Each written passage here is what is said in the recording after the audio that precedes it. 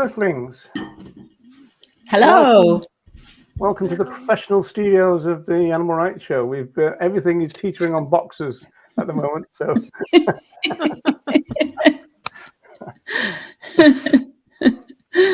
Yeah, the duck is standing on one leg on a box as we speak, aren't you, Duck? On tiptoes. I only had one working leg. Oh, who's this, Ellie? This is Boris. Boris. He lacks a leg, but he doesn't believe in it. He feels he has all four legs. Bless him.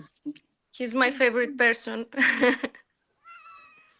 Oh, he's a very handsome young fella. Yeah. We are in good company.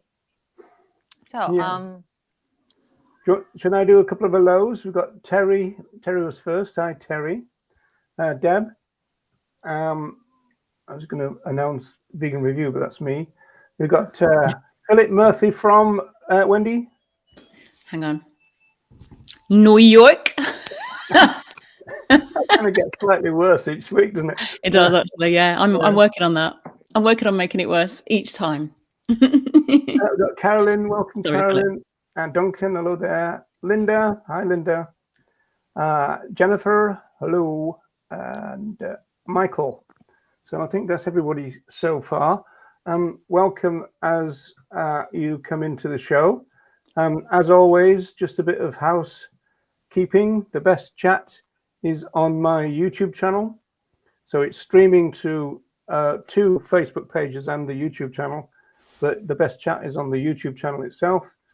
So if you want to interact on that, then that's the best place to be. We will see your comment if you comment on Facebook, but you won't see if anybody replies to you. And then, of course, we don't do super chats.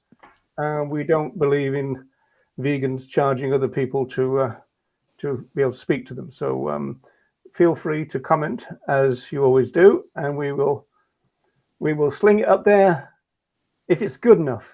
That's the only criteria. Just one thing, actually. Terry's saying someone's echoing. Is it? Can you tell who it is, Terry? Maybe we have to speak. Is it me? Am I echoing? I'll turn my volume down a bit, see if that works. Unless it's Ellie, because Ellie doesn't have headphones, because I think we've all got headphones. I'm not sure. No, I don't. No, okay. If you want me, I could grab. I don't know if it is that for sure, Ellie. I was just thinking sometimes it is that, I think. But no one else is hearing the echo, Terry. It might be you. Okay. Okay. Right. Thank you, everyone. And also, it's Terry is sat in a cathedral. Okay. So, people, I'm super excited today because our guest is a fellow vegan feminist and animal rights advocate from Greece, whom I have the pleasure to know personally. So, Elli, welcome to the show. Thank you for inviting me. It's a great pleasure for me. We have a lot of topics to go through. So, should I ask the first question? I met you in 1916, I think, during the first Vegan Life Festival in Greece, and back then it seemed very optimistic, to the point that many people thought that this is going to be a failure. Who is going to attend a Vegan Life Festival in Athens? Especially back then, but it was a huge success. So I would like to ask you, how did you come to organize that? It was a bold move. It was a bold move, but it was successful. So if you don't mind, let us know about that. So I was Googling things and found out that there are many vegan festivals around the world, and I felt jealous that in Greece we didn't have any. So I went to 2 different Facebook groups and just posted like, I'm jealous other countries have vegan festivals and we don't. How about creating one?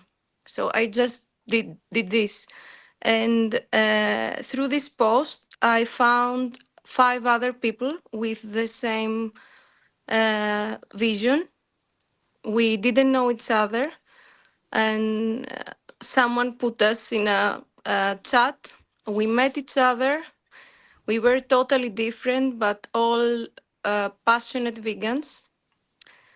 And that was it. We met it in a vegan restaurant. We discussed. We realized we have common values, and we said we're gonna do it. We're gonna do it on November 2016 in order to honor Vegan Month.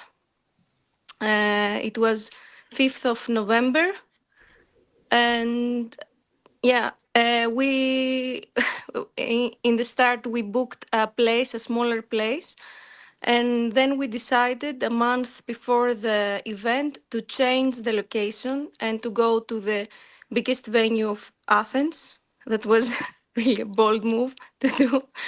And we just advertised through Facebook. And when the day came, we were waiting for people to come, but we didn't know how many.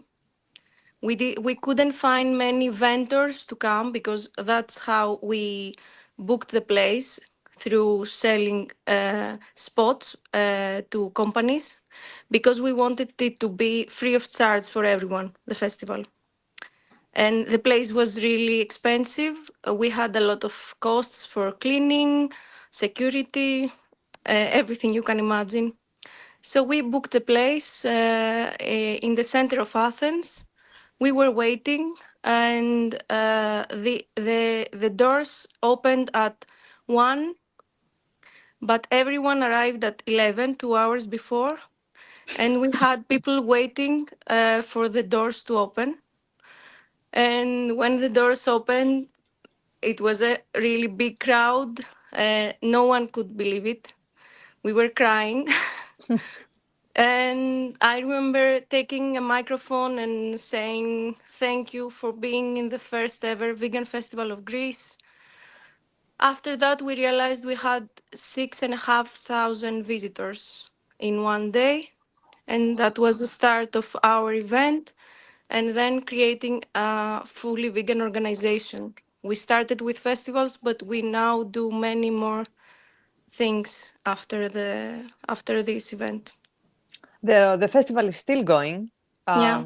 It's huge now. Yeah. We even had 38,000 visitors in 2021. And it's we have the free entrance. We have many buildings. We now have all the place there. It's a really big old factory, electricity factory. So it's a huge venue with many buildings and outside places. And yeah, we have a really crowdly event. And the thing is, we'll see a video later, and there is a lot happening during the festival every year. But it's still free for activist organizations. So if activist organizations want to participate or do outreach or sell their merchandise in order to to have some funding, it's always free for them. So, yeah, we have the vegan organizations, and some human rights organizations are also welcome to be in the festival free of charge. Elli, that's so. I was going to say, sorry, Nella, did you want to say something else? No. Go ahead. Go ahead, please. I was just listening to that. It's so inspiring what you did, you and your 4 kind of colleagues. And like someone said in the chat, pure grassroots. Just the fact that you thought this doesn't exist. I'm going to create it. And I think that's just so inspirational for other people to hear as well, because I think sometimes we don't feel, as activists, we don't feel like we can do something. We're not good enough to do it. We haven't got the resources, or we haven't got the know-how, the skills, or the knowledge.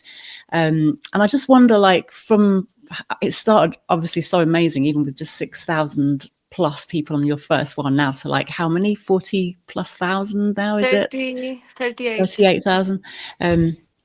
That's just so incredible. But is there anything that you would say, do you feel like it took particular people, particular personalities, or was it just, you know what, we're just going to get on and do it and learn as we go? And is there anything that you could pass on in terms of your wisdom to other activists who might be looking, who might have an idea or think, well, you know what, we're not doing this here. We could do more of something where I am locally. It doesn't even have to be as big as what you're doing, but is there anything you can pass on, share words of encouragement for people who might be looking to start some grassroots activism where they are? The first thing for me is the teamwork. I always believe in teamwork. I always believe that we have to realize that everyone has some strengths and some weakness, and we all have to cooperate together. Everything we have done since now, it's teamwork. So yeah, I realized yesterday that there are things that I can never do, and my colleagues can do, and the other way around. So I would never do this myself. I know this. That's my strength. And I hope everyone realizes that no one can do anything alone. We have to be together. That's my my realization. Yeah, it's very inspiring for the reasons that we've given. The fact that this is a grassroots movement that have just kind of rolled up their sleeves and got on with it, which is really great. And I read this is the largest event in Europe now. We believe so. When we learn the numbers, we believe so. Yes. It's interesting because your story is exactly the same as the Paris Vegan Day. They started it. They didn't know what was going to happen, and they opened the door, and 5,000 people streamed in, and they were expecting 1,000. So it's interesting. I do know actually that the Vegan Society of Ireland, which is newly transformed from the Vegetarian Society, they are I think they're trying to organize something for next year. So I'll have to put you in touch. Although I think they might have a vegan camp out in Ireland in mind. So, do you think that might be something that you could advise on or even get involved in? Of course, we would love to. Yes. Excellent networking. Also, I wanted to say something more about what is important when you create something like this. For me, one of the most important things was that we realized we had common values, not only common values regarding veganism, which is really important. Many people say veganism and they don't mean the same thing. We had the same idea of veganism, but also common values on human rights, environmental protection, or how we cooperate, how we communicate. So this is really important. People tend to forget sometimes how important is it to be with people who have the same idea on how they want to do things. That was very visible to everyone visiting the festival, because the intersectional approach of the people organizing the festival was very clear, and it seemed that you didn't even participate in the heat discussions about what it's like the right path, the animals only people, the pro-intersectional, which is a wrong term, but anyway, you never participated in that. It was clear from day one what you represent. And what I find very interesting is that when you became an NGO, the events that you organized were alliance politics in praxis. So it was not just declaring your values, but it was actually planning things around those values, and it was a really nice thing to watch. Very, very inspiring. Yeah.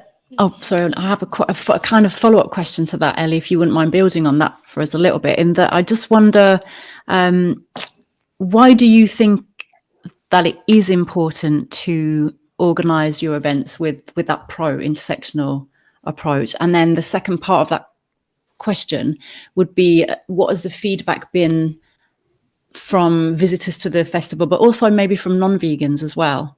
But just generally, yeah, what's your view on that? As Nella said, as a feminist myself, and my other co-organizers were all human rights activists, we didn't even question whether we should include human rights issues and intersectionality in what we were doing. And we also realized that people who are more concerned on human rights issues and environmental issues are more likely to be vegans. So we wanted to be in touch with them, to have them by our side. That's why we tried to make them part of our thing. These last days, we also had a workshop, Nella attended too, for organizations, human rights organizations and environmental, in order to educate them on how animal agriculture has a huge impact on environment and also human rights. We wanted them to realize how their work is affected by animal agriculture. They have to make this connection for us. And they are also, they can be our allies. We believe that. Mm-hmm. Yeah.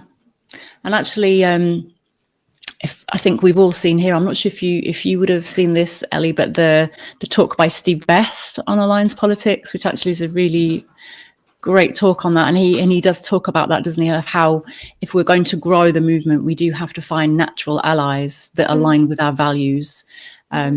Otherwise, we're just going to stay really, really small. And I think looking at the video and the footage of your festival, it just looks like you've done that. So, like Nella was saying, it's not like you even thought, oh, we need to do this. It just seems very organic and very naturally inclusive, and it just seems like it's organically that way, and you know, without trying too hard, or we're doing the right thing. It's not virtue signaling or anything like that. It's just like this, you're just embodying the values so beautifully through that. So yeah, we want them to just realize that not being vegan is like something passé. How can I say? It's something old. Being vegan is yes. You have to be vegan in order to say that you're a human rights activist, that you care about environment. Veganism is a part of it. It's not something different. So this is, if I can do a follow-up question, because that is a really important point, because it's often said by people who take a stance against intersectionality that we don't challenge, you know, the human rights groups on veganism. It's always just the other way around and everything. But going back to your alliance, what criteria are you able to lay down? In general terms, you're working with people who, generally speaking, have got similar values. But what about the people who don't? I mean, is there any space for them, or how does it work? Yeah, we have some values that are more important to us and some secondary values. Our main value is, of course, veganism. And then we have equality, environmental protection, and and solidarity. And for example, health isn't one of our main concerns. We're not a health organization.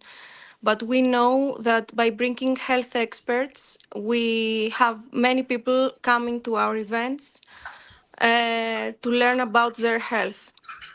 So we know that there are people there who don't share the same values as we do. For example, they are judgmental of our intersectionality, or they are really conservative, politically speaking, or they even get angry when they see that we sell pizzas and like vegan meatballs in our festival. They are the health, the people of the health movement. So these people aren't our main audience, but we're open to them. We want them to be a part of what we're doing. But we sometimes know that they won't fully understand what we're saying, but that's okay for us.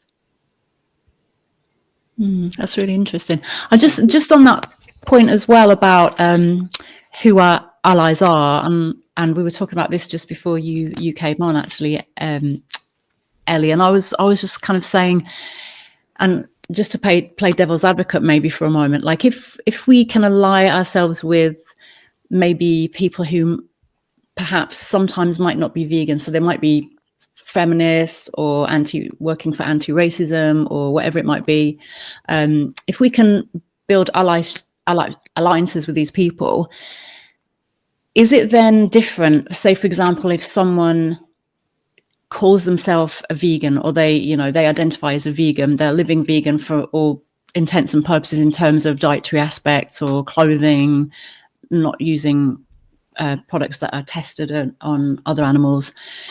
Could we then, because there's a lot of people who will say, no, I'm not going to work with you because actually you might be calling yourself vegan, but you're not, because you're not respecting like other people's values, like, the feminist values, anti-racist. So we would say, right, you're not vegan, you're not welcome.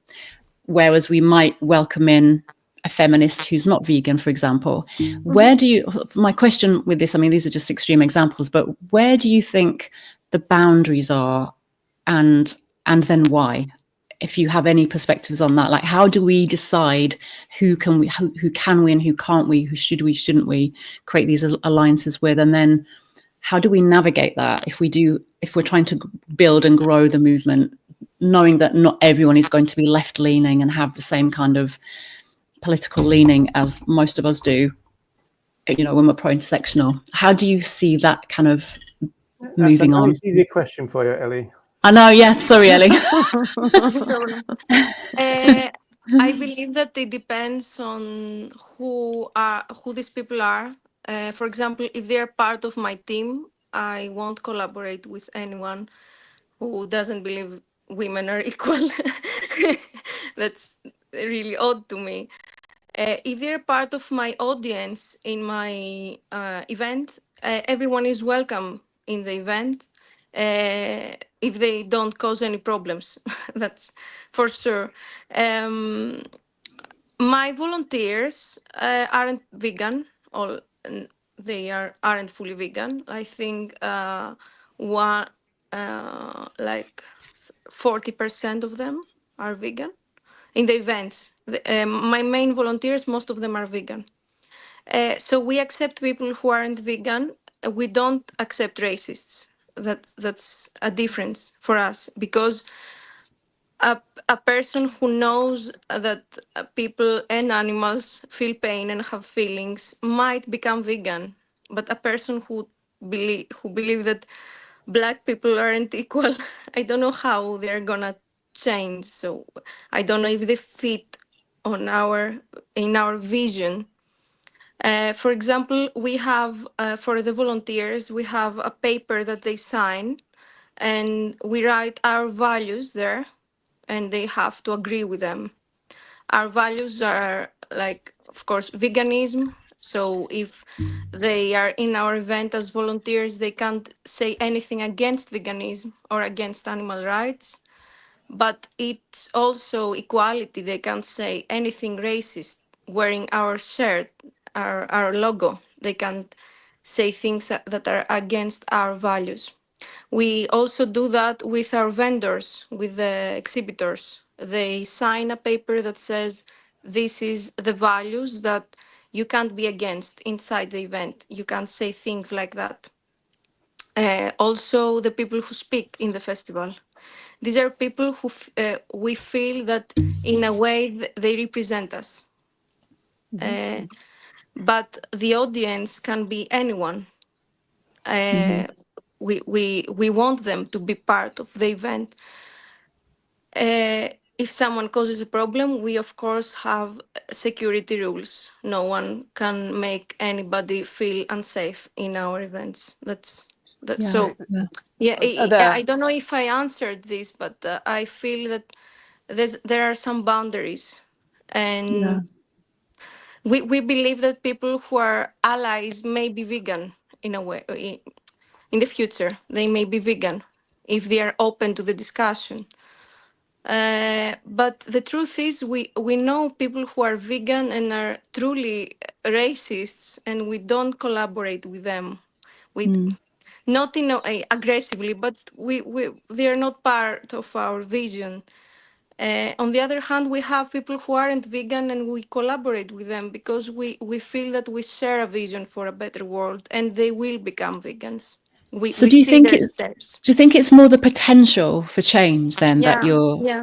do you think that it's ever, and this is open to anyone actually, and in the chat as well, do you think that it's ever possible that someone could live vegan, perhaps they're still sexist and racist, because again we've all been saturated by that normalization of those ideologies, but could someone become vegan and then that's part of their journey, that's one of their little pieces of the puzzle, that they might then evolve to seeing connections and going, actually I've learned to respect my fellow animals, what am I actually doing here with humans? Or could it be part of that journey as well for them? Are we writing them off too soon, or do you just think actually that's never going to happen, they're just shitbags and there's no chance of redemption here, let's just write them off? I just wonder, these are the things that race through my mind at 3 a.m, as I'm sure they do for you. I have a thought about it. I think it's important to maintain a safe space, because if the goal of an event is inclusivity and giving access to all, then we have not to gatekeep, but making sure that this is a safe place for everyone. And if you have on that area, on that room, you have a racist or sexist, then it stops being a safe place for everyone. So I think this is like a starting point. Exactly. Creating a safe space. It won't be even safe for us too. We're like our team. We are people we are women. We are queer people. We have some disabilities. Our volunteer team also are people with impairments. People from other countries. Many queer people, so they won't be safe if we would include someone who wouldn't make them feel safe. That would be bad for our safe space. That's for us important to create a safe space. Yeah. No, Yeah, absolutely. Another really important point. I mean, for example, I don't know if you saw David Ram's talk at Luxembourg. Now, the second question he was asked was, I think, probably from a queer activist, but part of the vegan community. And I don't think he understood that there's a filter going on here. So if you've got people turning up and some people don't feel safe, they're not going to come back. And so consequently, things are going to move to the right. And so that means that, from the organizer's point of view, there's got to be some limitations to what people can say and do. And the idea that we can just invite everyone in to our movement actually means that a lot will be walking out the back door. Exactly. And I don't think a lot of people who are the kind of laissez-faire type thing understand that point at all. Exactly. And there are... Oh, go ahead, Elli. Go ahead. Sorry, I wanted to. We had some discussions also on street activism. We do street activism as well, but not as much as other organizations. We mostly do bigger events in the street.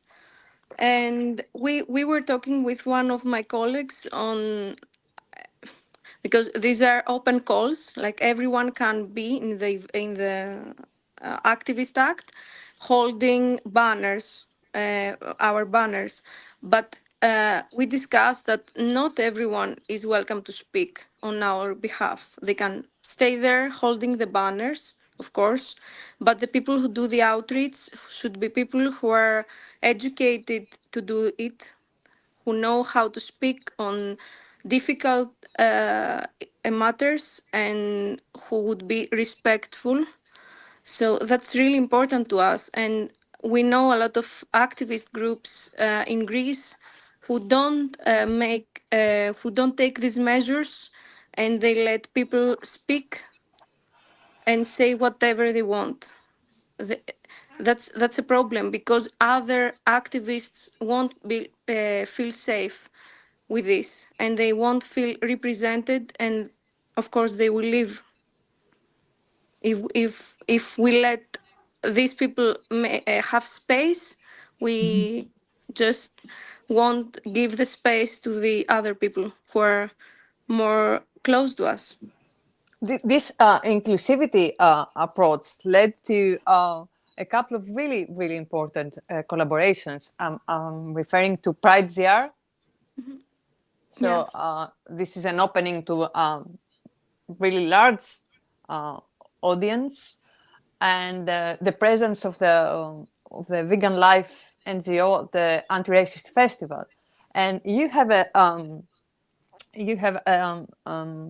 a saying that I love. I saw it in your stickers. I wish you were vegan. Yeah, we have stickers, heart, it's a heart and says, I wish you were vegan. We also have it as a t-shirt. It's one of our, we love this motto. We love it. How do people react when you are there in a space that's not vegan? It's about something else. There's a totally different agenda, and you are there representing veganism. What the feedback you get from non-vegans in these spaces? So yes, we go to different events, anti-racist festivals, and Pride, Pride events, and many other events for human rights. We mostly are welcome because they understand that we are part of their movement too. We don't go there as like only animal rights activists. We go there and we are fully prepared. We know human rights issues too. And even on Athens Pride, we had a certain flyer with the title, Why why do we have vegans in Athens Pride? That was the title. And we answered like, we are part of what you want to create. We are part of it. We are speaking on body autonomy. We are speaking on, we are queer too. That's a thing also. We feel that we are allies. You have to join us. That was our energy. We didn't go there as animal rights activists with black t-shirts and aggressive, for in a way, attitude. We went there with our pride flags, representing our organization, and we found many other vegans there. Many vegans were really happy there was a vegan organization there. And we also found many Pride volunteers who wanted to become vegans. And we, of course, had our VR glasses there hidden and showed them also the content. So, but we don't go there as something else. We go there as part of what they are doing. So they don't get defensive. I love that. That's brilliant. That's a really great strategy, I think, that because you're showing the connections actually, but not in a preachy way, not in a I'm shaming you and you're bad for doing this and why can't you see? It's like, look, we're allies. Like, this is what's going on. Actually, we've got a lot of common ground, and you're just sharing that. And I think that's such a, again, really inspiring way to approach this kind of alliance politics and this pro-intersectional approach. Yeah, brilliant. Love that. You're doing lots of other things though as well, Elli. Like, I don't want to miss out on all the other stuff you're doing. Nella, what was our next thing we were going to focus on? I wanted to ask Elli about often you have to act as a spokesperson for the NGO, but also for the vegan community, because you are invited to talk to mainstream media about veganism or on Vegan Day.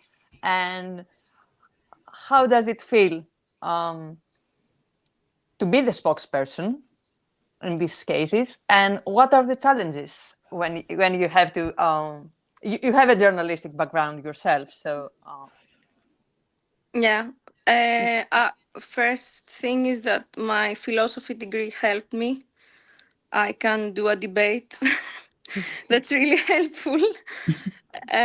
Also, I've worked as a journalist, so I know how journalists work. Some of them are really nice, but some of them are really, really mean or uneducated, and you also don't have the time. The clock is ticking and you have to say things really quickly, but also really clearly. And that's a challenge, and I think I made through it. I'm really proud of myself on this. I think I've given around 100 interviews. I now feel like, okay, there isn't anything you can say to me now. But it's been a work in progress for around 10 years. One of the things that bothers me is that a lot of journalists don't know anything about veganism or our organization. They're not prepared. They ask really stupid questions and they don't give you the time to answer. So that was the reason why we thought about doing some seminars to the media. That's been an idea for us, because we that's a problem, because they give us the space but not really. We also that's been a really big challenge. And yeah, I feel that someone has to be really prepared on answering really difficult and aggressive questions. Yeah. I don't know what to add on this, but some of the journalists have been really mean. And one of the other things that bothers me is that these last 2 years, I've gained some kilos, and when on social media, there are my interviews. There are many, many, many people there that they're saying how this person is vegan. oh yeah. So that body shaming is all around the internet. That has been a really difficult issue for me, because I had to concentrate on myself and say, no, I have a vision. I want to do this. I don't care what they're saying. That was, I think, the most difficult thing I had to face, knowing that my face would be on the internet, on mainstream media channels, with a lot of hate comments commenting on my round face. Even if I was saying, even if I had the best arguments, that was the only thing they cared about. You have received toxic comments in many occasions. Many hate comments. Of course, I've been following your Instagram account, for example, and every time you talk about feminism, you get toxic comments, very aggressive, even threatening. Same when you talk about veganism, and I was wondering, how do you navigate that on an emotional level? Because no matter what we say about not caring for sexists and what they have to say, it's not a pleasant thing to turn on your phone and have all these comments and threats made to you. But you keep going on. They do not stop you. It's difficult because you feel that the one thing that bothered me this year was I had a thought on maybe I'm not the right person to speak. Maybe it doesn't help that I've gained weight and people would comment on this and not my words. That was a thing on me, on how I help my activism.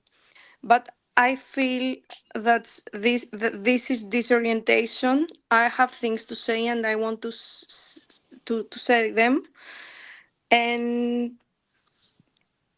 also, imagine when we started in 2016, we've received so many hate messages and many messages with dead animals that one of my colleagues decided to print them all and make a heart in the entrance of the festival with the hate comments.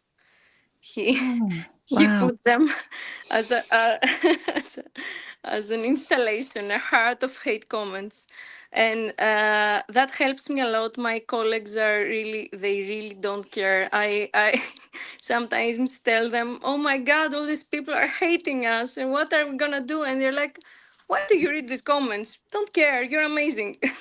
And I'm like, Oh, "Okay." Maybe I shouldn't focus on this so much. yeah. It's not that easy, but I think it's an issue we have to speak about more. We it's difficult. There are people saying there are so many papers on how is the best way to do activism, and there are things there also about our appearance. There are people saying that you can't go out and do street activism if you're not well dressed, or because people won't take you seriously. Yeah, but That's an issue. controlling the bodies. Yeah, it's a very that's a very gendered thing as well, isn't it? Like, I'm sure a lot of Very shallow. isn't it?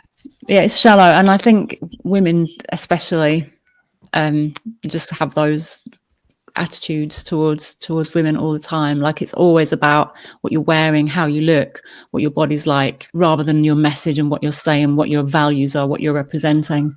And like, well done to you, Elli, for sticking that out and just being out there, speaking your values and standing for this movement and for everything you believe in. And I take my hat off. If I had a hat on, I take my hat off to you. And yeah, well done. And I'm so sorry that you had to go through that, but I'm sure it's made you even more resilient and stronger as a result. So yeah, brilliant. And I love that heart thing. That's to make something positive out of it and to get that support from your tribe. Yeah, I love that. It's brilliant.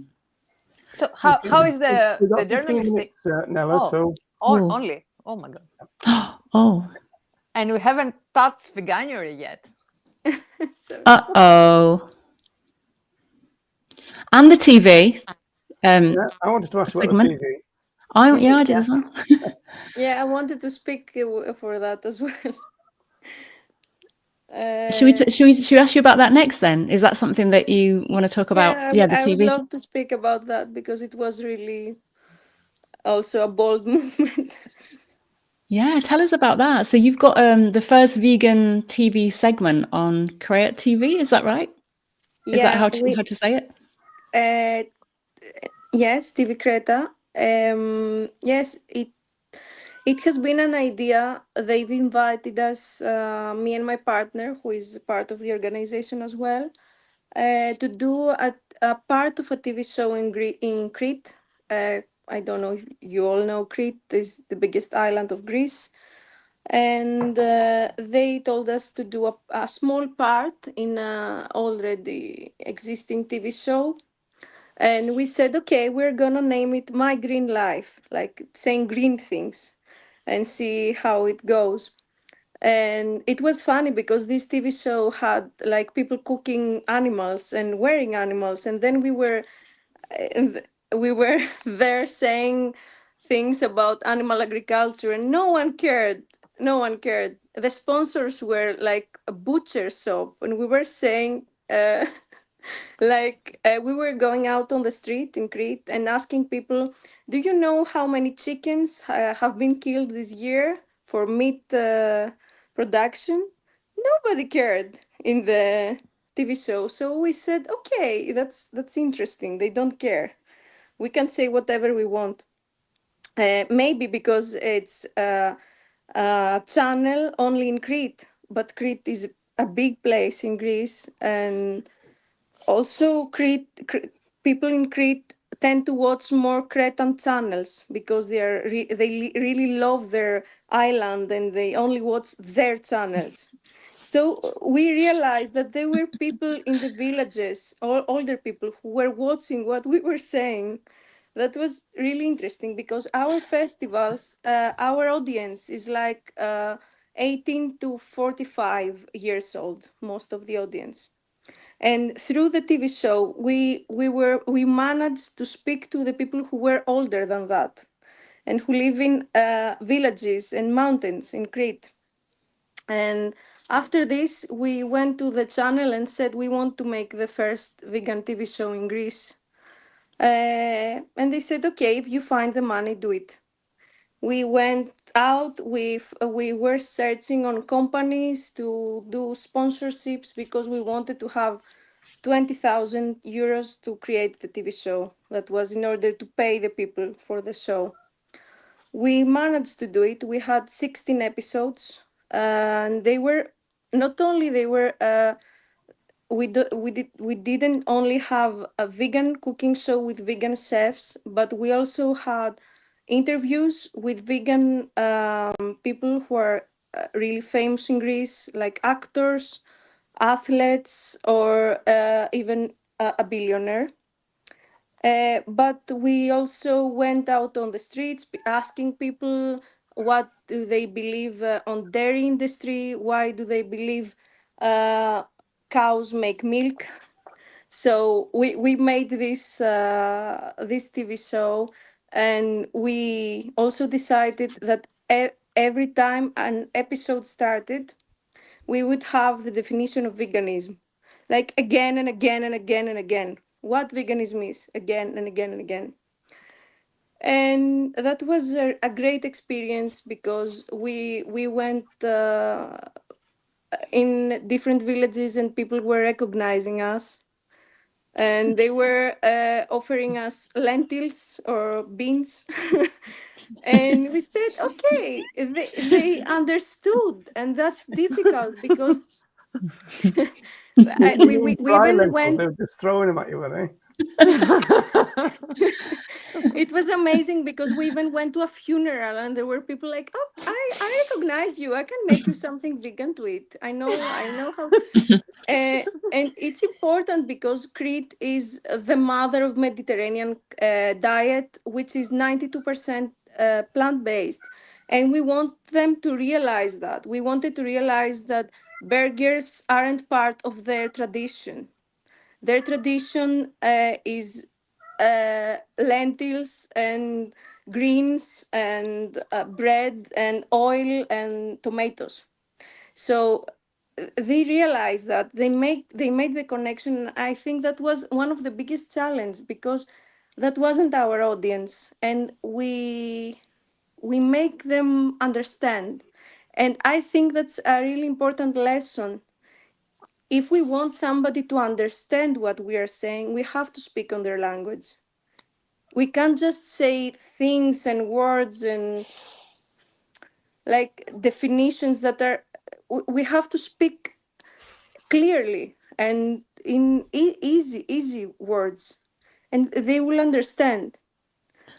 Can I ask you? Can I ask you a question on that, actually, Ellie? Yes, With of course. in terms of the language, because we're very kind of quite hot on language on this show, aren't we? We like to explore language, but just in terms of when you're doing your show, or even when you're speaking to the media, because you were talking about that earlier, when you're representing and being a spokesperson for your events and things, do you feel that?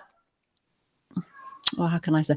How do you think we navigate getting the message out there to a more mainstream audience, whether it's in mainstream media or something like that? Do you feel that we have to moderate our language and the message, or can we actually speak in a radical way and have a radical message and still reach people? What's your view on that from your experience of what you've been doing? Do you think we do have to, like you said, speak clearly and simply?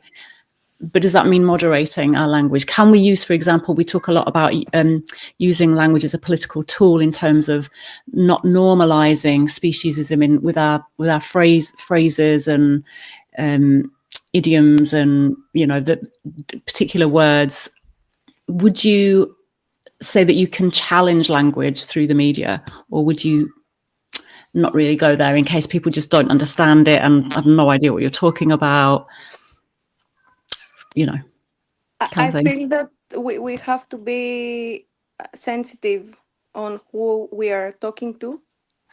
If we really care, if we really don't feel that we are superior, we have to be, we have to give it a try.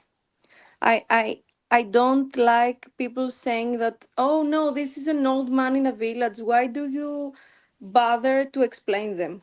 I would bother to explain them, but not in a way, not saying speciesism and carnism and no, I'm gonna explain them that animals feel pain. That's a really easy thing to explain. That we can live without eating them. That's an easy concept to explain.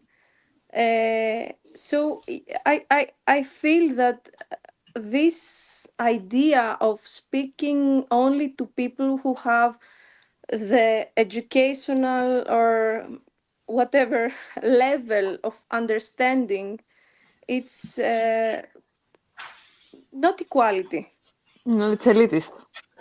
Yes, exactly. So that's my problem with a lot of political groups. They only speak to each other. They don't care about people understanding what they were saying.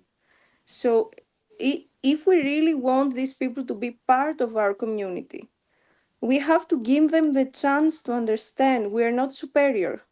Even if I had the chance and the privilege of going to the university and studying philosophy, and I know all these concepts, but I won't use them with a person that won't understand them.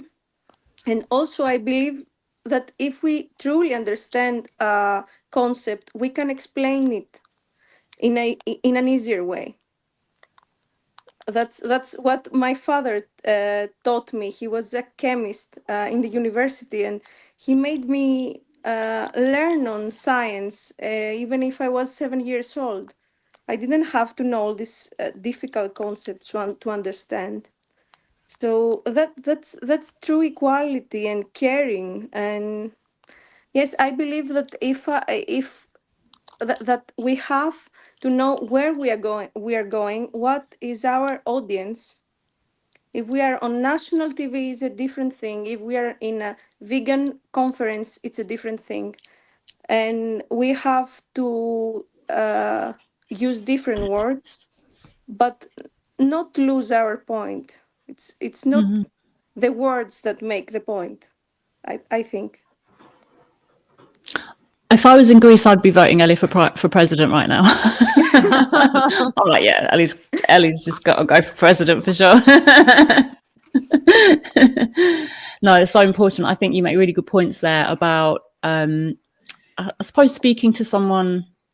Yeah, and Level Joy said this as well, like meeting people where they are and trying to speak to someone's common humanity as well. Like, you know, not having to make things very complex and like you say, very simple ideas, but it's just that we as vegans need to understand what we're really trying to explain and what the principles of veganism actually are, and then find a simple way of explaining those and expressing those.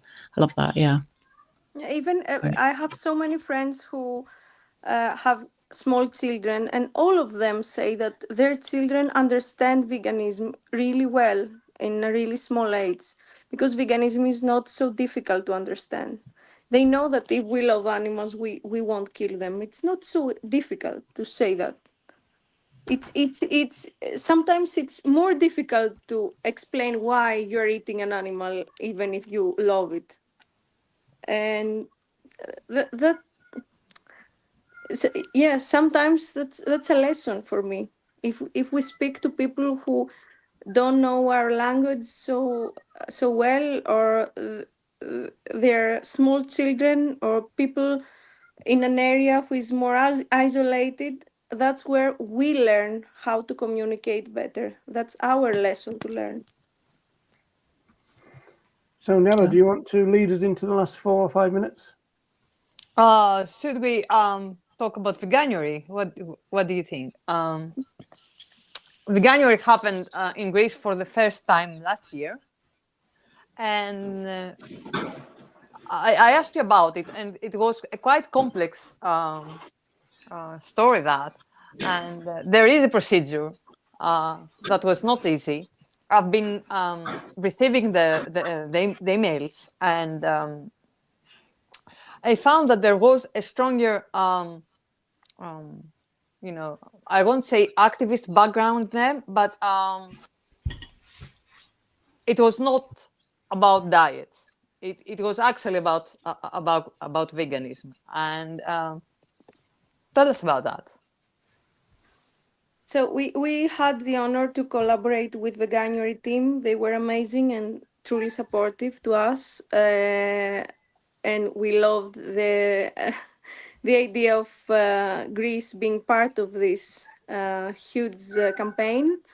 And then we asked them whether we could create our own content, because we felt that every country has different issues, different difficulties, different concepts, and even different recipes. So we felt that we had to create our own newsletter with their guidance, of course, and their approval. And that was a thing I did myself. It was a really difficult journey to create 31 days. Of course, using Veganuary materials, but also using a lot of materials of people in Greece, dietitians, cooks, philosophers. We decided to have bigger newsletter with more information on some things, and also speak about matters that are important in Greece. For example, the Easter in Greece, when with 2 million sheep and lamb, or the Christian fasting. We have a lot of vegan options because of the Christian fasting. We have recipes. We have the Mediterranean diet. We have a lot of plant-based options. So we wanted to celebrate the Greek tradition, to use it as a tool, and also to speak on things that happen in Greece but don't happen in the UK. For example, what we have with the octopus, we kill a lot of marine animals in Greece. Or with the sheep, there are traditions that are Greek or Orthodox. So we had to speak about that as well. And also, when I got the emails, I realized that you had a lot of information.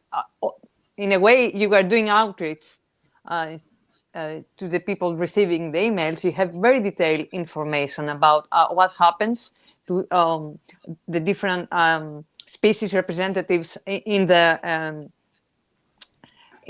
oppressive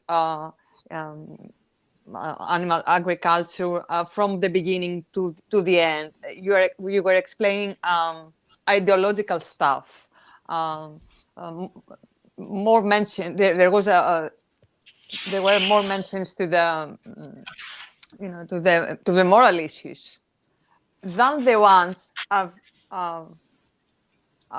read when I was receiving the veganuary emails in the UK. So how did that come? Did you have to get permission for that? Yeah. For the context of each email? Yes, we How did. We did get permission. They did receive every email, check it, and approve it. That was a long process of doing it, because they're really they really have to protect their campaign. Mm-hmm. They have to be sure that everything is written is respecting their values, and I totally respect that. But yes, I'm grateful that they let us create our own materials. I know that they were really different than their materials. I know that, and I'm grateful they realized that we wanted to do this in order to be more impactful. Mm-hmm. And Because at the end, we believe that if you explain more thoroughly some things, people might understand it better. Uh, I know one thing. I know the audience of Greece. That's my audience. I know this audience. That's why I wanted to create a newsletter for this audience. I don't know people in the UK or in the US. What do they need in order to become vegans? in a way, it was more ideological and less lifestyle. Yeah, And I that was think that was a thing I did. I think I did a mistake, because I don't believe so much in like diet things. I don't understand it so much. That's not my expertise. So I missed. I didn't put so many recipes. I was like, what do we care putting recipes? And I know that was a mistake. I put more this year. Uh, but I know at the that end, that was more ideologically oriented. Yes. at the end, you asked people not to stop being vegan after that 1 month. It was actually very clear that this is a choice. This is a life choice. It's not Yeah. something you do And what about for a the month. message? What about the message? Now get out there and smash the butcher's window. Were Veganuary okay with that one, or did they ask you to take that out? No. they are they are really protective of. We had some discussions, for example, on animal experimentation. I wanted to put everything there, and they were like, "Okay, step by step, don't do that." I know they know more than I know on this issue. I wanted to put everything, like materials, clothes, and they said, "Okay, you have to start from somewhere. Don't give them so much information that they would just quit." So I understand. That was my Yeah, that's where the Maybe this year. moderation comes in, isn't it? It's like when you're trying to reach a more mainstream audience, it's moderating the message and not bombarding people, not overwhelming people. But it can be so hard because you feel like you're selling your soul to the devil or something. Like you're not telling them the real issues. Like, look, but yeah, it's a really difficult one, isn't it? yeah. It's difficult, but I know it's not productive to just, for example, if we go to a TV show and we have 5 minutes to talk, we can say everything there. That they won't understand anything if I say, like, I've seen people having 5 minutes on air and speaking about terms and ideology and ethics, and I don't believe that the audience understood what they were saying. So we have to to yes, to be patient and say, okay, that's the moment to do this, only this. That's a seed. I'm planting a seed. I know we have a future after that. And now you have headquarters. Yeah, we have her. Oh, Yeah. So this is a nice development, and we are all looking forward to see what else you are going to organize. Seminars, especially these seminars. The one I attended, I found it very interesting, and I'm looking forward to seeing how people are going to react to part 2, and how many of those people will actually become vegan.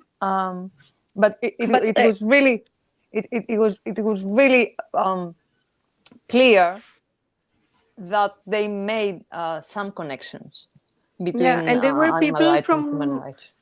from the municipality of Athens or from the UN. They came Mhm. to. That was amazing, and they learned. We talked about climate refugees and the connection with animal agriculture. That was really important for us, and having an office is really important. Having a space. I think all organizations, the step of having a space is a really big step. We do a lot of things, as you put also the Christmas party. So community very building. important. Very important. Yeah, yeah, and We got there we in the just end. sorry. We got to the Christmas party in the end. So Yeah, we decided to do things there for community building as well, because we believe that's a really important step. There are people who won't go vegan because they feel alone. Yes, very true. Very true. Absolutely. Roger, Headquarters. Is that? should we play the video? well, Sorry, that Yeah. loud noise is Dylan shaking on his Uh-huh. crate. Did you hear that? Sorry. Yes. Yeah. so what I thought I could do, if you like, I'll put it on full screen, and I can play the film and then the outro, and in the meantime, you can then go, Wendy, because I know you're behind time. And Yeah. Can you hear then Brian crying? I know. then the I only think Terry job can then hear is for Brian. everyone to mute themselves while it's playing, and then we'll meet you in the green room afterwards. Okay? So it's time to say our goodbyes, and then I'll put the film on. Is that okay? Yeah. Yeah. Yes. I'll just tell Terry that Dylan is the dog person who lives here now, Terry. You might have missed that one. A huge dog person. A very huge dog person, hence the big shaking crate that creates like seismic ripple effects through the UK, I think. It's reasonable. Right. So, for my own part, I want to thank Elli for being our guest. It's been really interesting, and I can tell from the chat that the audience found it interesting as well. So, thanks very much. Yeah. And if you play your cards right, we might have you back again. I would love that. Thank you for having me here. Elli, it's Thank been you for so being great. here. You've been such a great guest. So thank you for all you're doing as well. Amazing stuff. Okay, people. So don't forget, when this starts, mute yourself, yeah, and then I'll meet you in the green room, yeah.